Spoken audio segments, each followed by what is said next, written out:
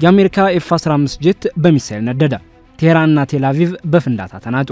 ኢራን ሞተች ስትባል እየተነሳች አለቀለት ሲባል እያንሰራራች ነው። በዛሬው ዕለት በፈጸመችው የአየር ጥቃት ዶናልድ ትራምፕ ደረታቸውን ነፍተው የሚናገሩለትና የሚኩራሩበትን F-15 የጦር ጄት በሚሳኤል አንድደዋለች። ጥቃቱ ለአሜሪካ የበጋ መቅረብ ሆኖባት በድንጋጤ ክው አድርጓታል። በተጨማሪም በቀጠለው ጦርነት ቴልአቪቭና ቴህራን ከተሞች በፍንዳታ ተነጠዋል።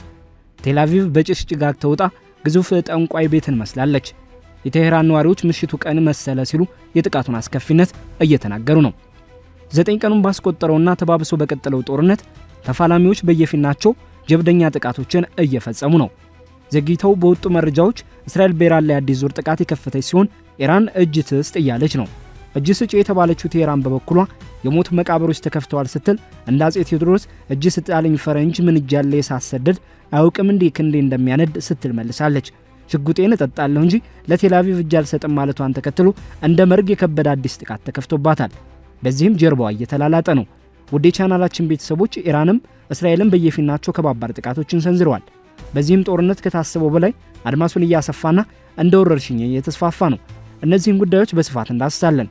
ቪዲዮውን ላይክ፣ ቻናሉን ሰብስክራይብ አድርጋችሁ በመጀመር አብራችሁን እንድትዘልቁ የምንጠይቀው የማይባክኑ ደቂቃዎች እንደሚኖራችሁ በመተማመን ነው። የመካከለኛው ምስራቅ የብድ ድግስ መስሏል። ቀጠናው ድብልቅልቅ ወጥቷል። የሮኬት ማዕበል፣ የሚሳኤል ዶፍ እየዘነበ ነው። በርካታ የቀጠናው ሀገራት በሚሳኤል ተደብድበዋል። ጦርነቱ የሚቆም አልመሰለም። የቅርብ ሰዎቻቸው ቢቢ ብለው የሚጠሯቸው ቤንጃሚን ኔታንያሁ ጀብደኛውን ዶናልድ ትራምፕን ጎትተው ወደ አዲስ ጦርነት ከተዋቸዋል። በያገኙት መድረክ ይህን ያህል ጦርነት አስቀረው ብለው የሚደሰኩሩት ትራምፕ ካስቆሟቸው ጦርነቶች ሁሉ የጀመሯቸው ጦርነቶች እንደሚበልጡ በታሪክ መዝገብ እንዲሰፍር ሆኗል። ባለፈው ሐምሌ ወር ለ12 ቀናት ኢራን ላይ ጥቃት ከከፈቱ በኋላ አፈግፍገዋል። አሁን ግን አያቶላን ሳናስወግድ የሚቆም ኦፕሬሽን የለም ብለዋል። በእርግጥ አይኖች ሁሉ መካከለኛው ምስራቅ ላይ አነጣጥረዋል። መገናኛ ብዙሃን የካሜራ ሌንሶቻቸውንና አንቴናቸውን እዚያው ቀጠናው ላይ ተክለዋል። እዚህ ጋር ትልቁ ችግር የሚነሳው ዓለም ትኩረቱን ሁሉ ሚድል ኢስት ላይ ቢያደርግም በዚህ መሃል በሌላው የዓለም ክፍል ግን ትልልቅ ፖለቲካዊ ክስተቶች እየተከሰቱ ነው። በዛሬው ዕለት በርካታ የአሜሪካ ጀቶች በኢራን ሚሳኤል ተመትተዋል። በመካከለኛው ምስራቅ በተከሰተው ከፍተኛ ውጥረት ሳቢያ F-15 ስትራይክ ኢግል የተሰኘው የአሜሪካ የጦር አውሮፕላን በዛሬው ዕለት በኩዌት ግዛት ላይ መውደቁ ታውቋል። በማህበራዊ ሚዲያ የተሰራጩ ተንቀሳቃሽ ምስሎች አውሮፕላኑ በእሳት ተያይዞ ሲከሰከስ የሚያሳዩ ሲሆን አብራሪው ግን ራሱን በፓራሹት አስወንጭፎ በሕይወት ተርፏል። ጀቱ አሜሪካ ሰራሽ ሲሆን ጀቶቹ በሚሸከሙት ክብደት፣ በሚያካልሉት ርቀትና በፍጥነታቸው የዘመኑ የመጨረሻ ቴክኖሎጂ ውጤት ናቸው። እስከ 13300 ኪሎ ግራም የሚመዝኑ የጦር መሳሪያዎችን መሸከም የሚችሉት እነዚህ እንደ ቂጣ የሚገለባበጡ ጀቶች 12 መካከለኛ ርቀት ተምዘግዛጊ ሚሳኤሎችን የመሸከም ትከሻም አላቸው። በሰዓት 3581 ኪሎ ሜትሮችን የሚጓዝ ሲሆን በዓለማችን ፈጣኑ የውጊያ ጀት የሚል ተቀጽላ እንዲሰጠው አድርጎታል። ዘመናዊ ራዳር፣ ሴንሰሮችና የኮሙኒኬሽን መሳሪያዎች ተገጥመውለታል። በየትኛውም የአየር ሁኔታ በቀንም ሆነ በምሽት ጥቃት ማድረስ ይችላል። ይህ የአሜሪካዋ ሚዙሪ ግዛት ሴንት ሉዊስ ከተማ የሚመረተው አደገኛ ጀት አሁን ላይ በአሜሪካና እስራኤል ብቻ እንደሚገኝም መረጃዎች ያሳያሉ። በሌላ በኩል እስራኤልም ኢራን ላይ አዲስ ያጸፋ ጥቃት ከፍታለች። አሜሪካና እስራኤል በኢራን ላይ የከፈቱት ጦርነት ሁለተኛ ሳምንቱን በጀመረበት በዛሬው ዕለት እስራኤል በመላው ኢራን ላይ ሌላ ዙር የጥቃት ማዕበል መክፈቷን ሰራዊቱ አስታውቋል። እስራኤል ጦር በኤክስ ገጹ ላይ እንደገለጸው ጥቃቶቹ መሰረተ ልማቶችን ኢላማ ያደረጉ ሲሆን ሌሊት ላይ በዋና ከተማዋ ቴህራን የሚገኙ የነዳጅ ማጣሪያዎች ተመትተዋል። ባጸፋውም ከኢራን በኩል ሚሳኤሎች መተኮሳቸውን የገለጸው የእስራኤል ጦር ጥቃቶቹ ጉዳት ሳያደርሱ ለማክሸፍ ጥረት እያደረገ መሆኑን አሳውቋል። ሌሊት ላይ እስራኤል በኢራን የነዳጅ ማጣሪያዎች ላይ በፈጸመችው ጥቃት ከባድ ጭስ በከተማዋ ሰማይ ላይ የተፈጠረ ሲሆን አንድ ነዋሪ ጥቃቱ የፈጠረው እሳት ሌሊቱን ቀን አስመስሎት ነበር በማለት የድብደባውን ከፍተኛነት ገልጸውታል። የኢራን ፕሬዝዳንት ቅዳሜ ዕለት ሰራዊታቸው ጥቃት የፈጸመባቸውን የአካባቢው ሀገራትን ይቅርታ ቢጠይቁም ዛሬም ጥቃቶቹ ቀጥለዋል። የኩዌት መከላከያ ሚኒስቴር ወርጧት እንዳስታወቀው ከኢራን በኩል የተወነጨፈ ድሮን ተመቶ ሲወርቅ በስብርባሪዎቹ ሰላማዊ ተቋማት ላይ ጉዳት ደርሷል። ይህንንም የሚያሳዩ ቪዲዮዎች እየወጡ ይገኛሉ። ከኩዌት በተጨማሪ በተባበሩት አረብ ኤሚሬቶችና በሌሎችም የባህረ ሰላጤው ሀገራት ላይ ከኢራን በኩል የሚሰነዘረው ጥቃት መቀጠሉን የሚያመለክቱ ዘገባዎች እየወጡ ነው። እስራኤልና አሜሪካ እንዲህ ያሉ ተደጋጋሚ ጥቃቶችን እየፈጸሙ ቢሆንም እስካሁን ግን ኢራንን ማንበርከክ አልተቻላቸውም። የሆነው ደግሞ ኢራን ባለማችን ጠንካራ ሚሳኤልና የአየር ላይ ትጥቆች ባለቤት በመሆኗ ነው። ባለፉት ቀናት እነ እስራኤል የኢራን ሚሳኤል ማከማቻዎች ላይ ያነጣጠረ ጥቃት ቢፈጽሙም ዋናውን የኢራን ሚሳኤል ክምችት ግን ማግኘት አልቻሉም። በመካከለኛው ምስራቅ በመካሄድ ላይ ያለው ጦርነት ከመጀመሩ ከአንድ ሳምንት በፊት ኢራን ቶክስ የተሰኘ ዩቲዩብ ቻናል ያነጋገራቸው መሐመድ ጀዋድ ላሪጃኒ የተባሉ አዛውንት የኢራን ፖለቲከኛ ኢራን ጦርነት ውስጥ መግባት አትፈልግም፣ ነገር ግን ጥቃት ከተሰነዘረብን ብዙ ወታደራዊ ሰርፕራይዞች ይኖሩናል ብለው ሲናገሩ ተደምጠው ነበር። አዛውንቱ ፖለቲከኛ እንዳሉትም እየተካሄደ ባለው ጦርነት ኢራን በዓለም የጦርነት ታሪክ ታይቶ የማይታወቁ አዳዲስ ወታደራዊ ትንግርቶችን እያሳየች ነው። ከትናንት በስቲያ ሌሊት በቴል አቪቭ ሰማሚ ላይ ከአንድ ሚሳኤል ውስጥ እስከ 80 የሚደርሱ ትናንሽ ሚሳኤሎችና ቦምቦችን የሚበትን ክላስተር ሚሳኤል ጥቅም ላይ በመዋል የአየር መቃወሚያ ሳይንስ የደረሰበትን የእድገት ደረጃ በዜሮ ያባዛ ትንግርት አሳይታለች። ዓለማችን ላይ ከአንድ ሚሳኤል የሚበተኑ ንዑሳን ሚሳኤሎችን ለመመከት የተሰራ የጸረ ሚሳኤል ስርዓት የለም። አንድ ሚሳኤል በርካታ ንዑሳን ቦምቦችንና ትናንሽ ሚሳኤሎችን እንደ ርችት ሲበትን የታየው ለመጀመሪያ ጊዜ ነው።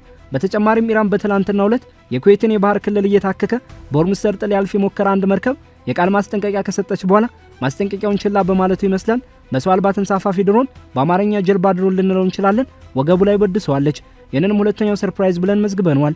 እንደ ገበያው ሁኔታ ከ1.5 እስከ 2.8 ቢሊዮን በሚደርስ የአሜሪካ ዶላር ተገዝቶ እያንዳንዳቸው እስከ 12 ሚሊዮን የአሜሪካ ዶላር የሚፈጁ ጸረ ሚሳኤል ተተኳሾችን የሚያስወነጭፈው ታድ የተባለ አሜሪካ ሰራሽ የአየር መቃወሚያ ባትሪ ከ35000 ያነሰ ዋጋ በሚያወጡ ሻህር ድሮኖች ድራሹ ይጠፋል ብሎስ ማን አስቦ ያውቃል? ዶክተር መሐመድ ጀዋድ ላሪጃኒ ቃለ ምልልሱ ላይ በፈገግታ we have plenty of surprise ሲሉ ስለሰማን በቀጣዮቹ ቀናት ወይም ሳምንታት ሌሎች ወታደራዊ ድንቅ ነገሮችንም እናይ ወይም እንሰማ ይሆናል። እዚህ ጋር ግን አንድ ጉዳይ በማንሳት ዝግጅታችንን እንቋጭ። ይሄ ለመሆኑ ኢራን የሚሳኤል ኃያል ያደረጓት ውድ ልጆቿ እነማን ናቸው የሚለውን እንመልከት። ታሪኩ እንዲህ ነው። በ1980 የኢራን እስላማዊ ሪፐብሊክ በኢራቅ በተወረረችበት ጊዜ ከአየር ኃይሏና አጭር ርቀት ብቻ ከሚወነጨፉ መድፎች በቀር የኢራቅን ድንበር ዘልቃ የምታጠቃበት ሁነኛ የጦር መሳሪያ አልነበራትም። የኢራን የጦር ጀቶች በዘመናዊ ራዳር ስርዓት የታጠረውን የኢራቅ አየር ክልል ጥሰው በመግባት የሚደነቅ ጀብድ የሰሩባቸው አጋጣሚዎች ቢኖሩም የዚያኑ ያህል በዘመናዊ አየር መቃወሚያዎች ለመመታት የተጋለጡ ነበሩ። የወደቀው የሻህ መሐመድ ረዛ ፓህላቪ መንግስት ከአሜሪካ ለመግዛት ተውሎ የተከፈለባቸውን መሳሪያዎች ወደ 80 የሚጠጉ ዜጎቹ በኢራን የታገቱበት የጂሚ ካርተር አስተዳደር ለእስላማዊ ሪፐብሊኳ ለመስጠት ፈቃደኛ አልነበረም። የባስ ብሎ ፕሬዚዳንት ካርተር የጸጥታው ምክር ቤት በኢራን ላይ ማዕቀብ እንዲጣልባት አድርገዋል። በአንጻሩ የሳዳም ሁሴን መንግስት የኬሚካል ጦር መሳሪያዎችና የመርዝ ጋዝን ጨምሮ ከተለያዩ የምዕራብና የምስራቅ ዓለም መንግስታት የጦር መሳሪያ በገፍ ይቀርብለት ነበር። በጊዜው በአንድ ጣት አንጓዎች ከሚቆጠሩ ሀገራት በቀር ዓለም ከሳዳም ሁሴን ጎን ነበር የቆመው። አሜሪካ፣ ሶቪየት ህብረት፣ የምዕራብና የምስራቅ አውሮፓ ሀገራት ወላናች ቻይናም ጭምር የሳዳም ደጋፊዎች ነበሩ። ከሆርሙዝ ባህሮች መጥማዱ የሚገኙት የአረብ ነገስታት በቢሊዮን የሚቆጠሩ ዶላሮችን ለሳዳም ሁሴን ይረጩ ነበር የጦር መሳሪያ እንዲገዛበት። በዚያ ቀውጢ ጊዜ በተወሰነ ደረጃ ከኢራን ጎን የቆሙት በሙአመር ጋዳፊ ትመራ የነበረችው ሊቢያና በሐፊዝ አልአሳድ የምትመራው ሶሪያ ብቻ ነበሩ። የሆነና ሁለቱም ሀገራት ለሶቪየት ህብረት አጋር በመሆናቸው ኢራንን መርዳት ቢሹም እንኳ በሚፈልጉት መጠን ሊረዷት አይችሉም ነበር። የዚህ ምክንያቱ የሁለቱ ሀገራት የጦር መሳሪያ ምንጭ የቀድሞዋ ሶቪየት ህብረት በመሆኗ ነበር። ሙአመር ጋዳፊ ለኢራን 8 ሰከንድ ሚሳኤሎችን አቀረበ። ከሚሳኤሎቹም ጋር የቴክኒክ ባለሙያዎች ላከ። ወዲያው ግን ጋዳፊ ኢራን ተስፋ የሌላት ሀገር ናት ብሎ በማሰብ የቴክኒክ ባለሙያዎቹ በአስቸኳይ ወደ ሀገራቸው እንዲመለሱ አዘዘ። ባለሙያዎቹ ሚሳኤሎችን እዚያው ትተው ተመለሱ።